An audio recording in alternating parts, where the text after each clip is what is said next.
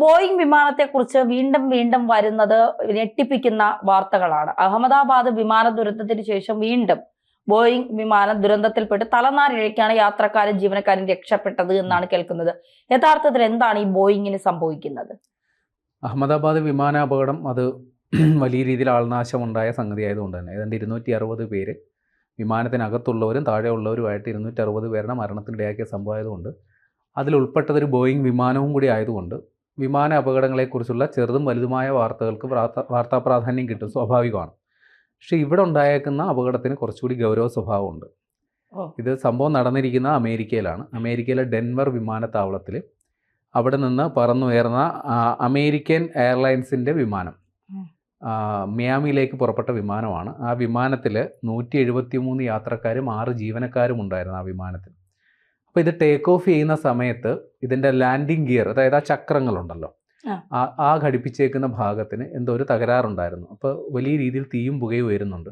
പക്ഷെ പൈലറ്റ് ഇത് ശ്രദ്ധിച്ചിട്ടില്ല, പൈലറ്റ് ഇത് അറിഞ്ഞിട്ടില്ല.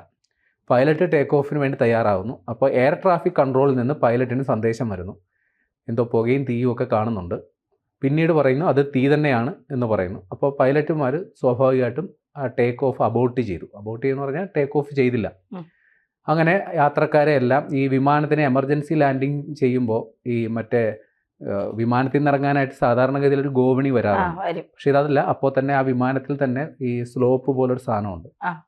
അതുവഴി യാത്രക്കാരെ പെട്ടെന്ന് അതിൽ നിന്ന് ഒഴിവാക്കി. അപ്പോൾ അതിൻ്റെ ദൃശ്യങ്ങളൊക്കെ ഇപ്പോൾ ഇൻ്റർനെറ്റിൽ പ്രചരിക്കുന്നുണ്ട്. ആളുകൾ വലിയ രീതിയിൽ പരിഭ്രാന്തരായി ഇറങ്ങുന്നു. അതിൻ്റെ പശ്ചാത്തലത്തിൽ വലിയ രീതിയിലുള്ള തീയും പുകയൊക്കെ കാണാം. ഒരു പക്ഷേ ഈ വിമാനം ആ റൺവേയിൽ നിന്നും ഉയർന്നിരുന്നെങ്കിൽ ഒന്ന് സങ്കല്പിച്ച് നോക്കാം, നമ്മുടെ അഹമ്മദാബാദിൽ ഉണ്ടായതിന് സമാനമായ രീതിയിലുള്ളൊരു അപകടം ഉണ്ടാകും. കാര്യം പെട്ടെന്ന് തന്നെ ആ വിമാനം ഇറക്കേണ്ടി വരും. ഇതിൻ്റെ ഈ ലാൻഡിങ് ഗിയർ തകരാറിലാണ്. ഓൾറെഡി അതിൽ തീയും പുകയും ഉണ്ട്. ഈ ഒരു വിമാനം പുറപ്പെടുമ്പോൾ അത്യാവശ്യം അതിൽ ഇന്ധനം ഉണ്ടാവുമല്ലോ. അപ്പോൾ അത് സാധാരണഗതിയിലൊരു അപകടം മുന്നിൽ കാണുമ്പോൾ വിമാനത്തിലെ ഇന്ധനം പരമാവധി ഒഴുക്കി കളഞ്ഞിട്ടാണ് അവർ ലാൻഡിങ്ങിന് ശ്രമിക്കുക. പക്ഷേ ഇവിടെ ഇപ്പോൾ തന്നെ തീയും പുകയും ഉണ്ടായ സ്ഥിതിക്ക് അവർ പെട്ടെന്ന് തന്നെ ആ വിമാനം ഇറക്കാനായിരിക്കും നോക്കുക.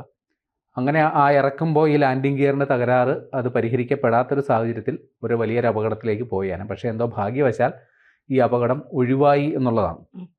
ഇനി ഈ വിമാനം, അതായത് ബോയിങ്ങിൻ്റെ 737 മാക്സ് എന്ന് പറയുന്ന ശ്രേണിയിൽപ്പെട്ടൊരു വിമാനമാണ്. ഈ 737 മാക്സിന് ഒരു മോശം ചരിത്രമുണ്ട്. ബോയിങ്ങിൻ്റെ 737 മാക്സിന്, അതായത് മുമ്പ് തുടർച്ചയായി, അതായത് 2023 മറ്റോ ആണെന്ന് തോന്നുന്നു, മാസങ്ങളുടെ ഇടവേളയിൽ തുടർച്ചയായി 2 അപകടങ്ങളുണ്ടായി. അപ്പോൾ ഇതിൽ ഈ 737 മാക്സ് എന്ന് പറയുന്നത് ബോയിങ്ങിൻ്റെ പുതിയ ശ്രേണിയിൽപ്പെട്ട വിമാനങ്ങളാണ്. അപ്പോൾ അതിൻ്റെ ഒരു സാങ്കേതിക സംവിധാനത്തിന് വന്ന ഗുരുതര തകരാറ് മൂലമാണ് ഈ തുടർച്ചയായ അപകടങ്ങൾ ഉണ്ടായെന്നുള്ളത് ബോയിങ് പിന്നീട് കണ്ടെത്തി. അപ്പോൾ ഈ അന്വേഷണ വിധേയമായി 737 മാക്സ് ശ്രേണിയിൽപ്പെട്ട വിമാനങ്ങളുടെയൊക്കെ സർവീസ് കുറേ കാലയളവ് റദ്ദാക്കി വെച്ചിരുന്നു. പിന്നീട് ആ തകരാർ പരിഹരിച്ചതിന് ശേഷമാണ് ഏതാണ്ട് 4-5 മാസത്തോളം ആ ഒരു ഗ്യാപ്പ് ഉണ്ടായിരുന്നു. അതിന് ശേഷമാണ് ഈ 737 മാക്സ് ശ്രേണിയിൽപ്പെട്ട വിമാനങ്ങൾക്ക് വീണ്ടും പറക്കാൻ അനുമതി കൊടുത്തേക്കുന്നത്. അപ്പോൾ ഈ സംഭവത്തിൽ ഫെഡറൽ ഏവിയേഷൻ അതോറിറ്റി, അതായത് അമേരിക്കയിലെ അന്വേഷണ ഏജൻസിയാണ്, അവർ അന്വേഷണം പ്രഖ്യാപിച്ചിട്ടുണ്ട്. പ്രാഥമികമായി മനസ്സിലാക്കിയിരിക്കുന്ന ഈ വിമാനത്തിൻ്റെ ലാൻഡിങ് ഗിയറിലെ ഒരു ടയർ അത് പൊട്ടിത്തെറിച്ചതാണ് സംഗതി. അപ്പോൾ പൊട്ടിത്തെറിക്കുമ്പോൾ സ്വാഭാവികമായിട്ടും അത് റൺവേയിൽ വല്ലാത്ത രീതിയിൽ, ഈ വിമാനങ്ങൾക്ക് അത്യാവശ്യം നല്ല വെയിറ്റ് ആണല്ലോ, അപ്പോൾ അത് റൺവേയിൽ റൺവേക്കും കേടുപാട് പറ്റിയിട്ടുണ്ട്. അത് ഉരഞ്ഞതാണ്, വലിയ രീതിയിൽ ഉരഞ്ഞു, അത് തീയും പുകയുമായിട്ട് മാറിയതാണെന്നുള്ളതാണ്. അപ്പോൾ ഇത് സംബന്ധിച്ച് അന്വേഷണം നടക്കുന്നു. ഇനിയിപ്പോൾ നമ്മുടെ അഹമ്മദാബാദിലോട്ട് വരുമ്പോൾ അവിടെയും ഇപ്പോൾ ബോയിങ് അതിനെക്കുറിച്ചുള്ള ആശങ്കകൾ പ്രസക്തമാണ്. കാരണം ഈ വിമാനത്തിന് വന്ന സാങ്കേതിക തകരാറാണ് അപകട കാരണം എന്ന രീതിയിൽ ആണ് ഇപ്പോൾ ഏകദേശം അന്വേഷണം മുമ്പോട്ട് പോകുന്നത്.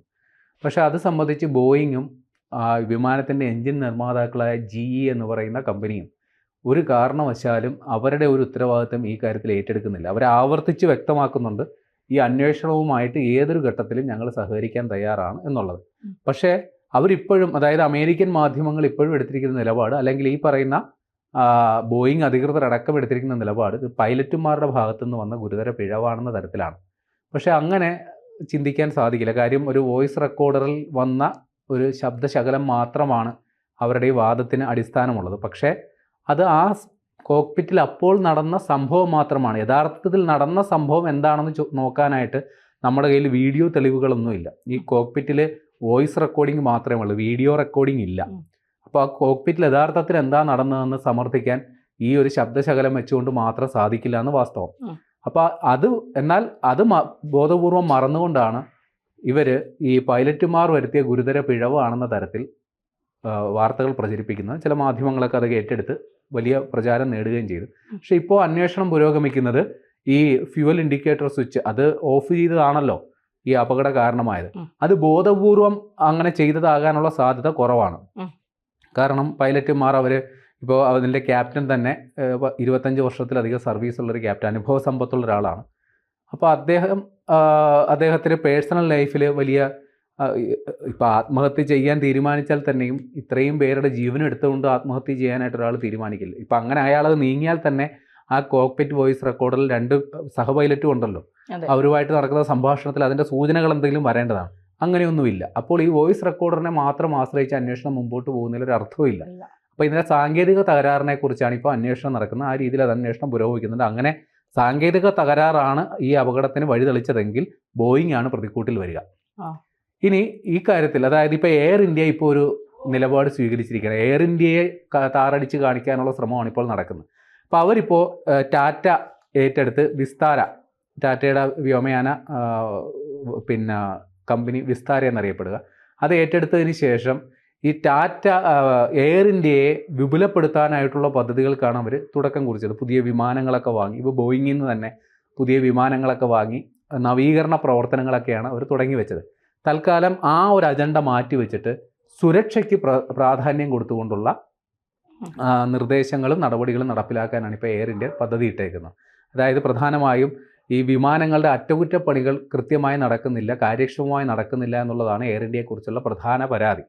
അപ്പോൾ അതിന് ആവശ്യമുള്ള സ്പെയർ പാർട്സുകൾ അല്ലെങ്കിൽ അതിനു വേണ്ടിയിട്ടുള്ള ഉപകരണങ്ങൾ അത് കൃത്യമായ അളവിൽ ഉണ്ട് എന്നുള്ളത് ഉറപ്പുവരുത്താൻ എയർ ഇന്ത്യ അതായത് അതിൻ്റെ CEO നിർദ്ദേശം കൊടുത്തിട്ടുണ്ട്. അപ്പോൾ അറ്റകുറ്റപ്പണികളെ സംബന്ധിച്ചുള്ള ആശങ്കകൾ പരിഹരിക്കപ്പെടണം. അതായത് ഈ വിമാനത്തിൻ്റെ അടക്കം ചില വീഡിയോകൾ നേരത്തെ പുറത്തു വന്നിരുന്നു. അതായത് അപകടം നടക്കുന്നതിന് തൊട്ട് മുമ്പ് ഈ വിമാനത്തിൻ്റെ അകത്ത് ഡിസ്പ്ലേ സംവിധാനം മര്യാദക്ക് പ്രവർത്തിക്കുന്നില്ല. അതിൻ്റെ ടോക്ക് ബാക്ക്, അതായത് എയർ ഹോസ്റ്റസ്മാരെ ആ സഹായത്തിന് വിളിക്കാൻ ഉപയോഗിക്കുന്ന ഫോൺ, അതൊന്നും മര്യാദക്ക് പ്രവർത്തിക്കുന്നില്ല തരത്തിൽ ഒരാൾ വീഡിയോ ചിത്രീകരിച്ച് അത് സോഷ്യൽ മീഡിയയിൽ പ്രചരിപ്പിച്ചിരുന്നു. അപ്പോൾ എയർ ഇന്ത്യയെ സംബന്ധിച്ച് ഇത് പുതുമയുള്ള സംഗതിയൊന്നുമല്ല. അതായത് ഒരു പൊതുമേഖലാ സ്ഥാപനമായിരുന്നതുകൊണ്ട് തന്നെ അത്തരം വീഴ്ചകൾ നിരന്തരമായി സംഭവിച്ചുകൊണ്ടിരുന്നതാണ്. അപ്പോൾ എയർ ഇന്ത്യ ആ ഒരു ദുഷ്പേര് മാറ്റാനായിട്ട് ഇപ്പോൾ ബോധപൂർവം ആ ഒരു ക്യാമ്പയിന് തുടങ്ങി വെക്കുകയാണ്. സുരക്ഷയ്ക്ക് പ്രാധാന്യം, സുരക്ഷ, സേഫ്റ്റി ഫസ്റ്റ് എന്നുള്ളൊരു ക്യാമ്പയിൻ അവർ തുടങ്ങി വെക്കുന്നു. അപ്പോൾ ഇത് സംബന്ധിച്ചുള്ള ആശങ്കകൾ അതോടുകൂടി പരിഹരിക്കപ്പെടും എന്നുള്ളതാണ് അവരുടെ ഒരു പ്രതീക്ഷ.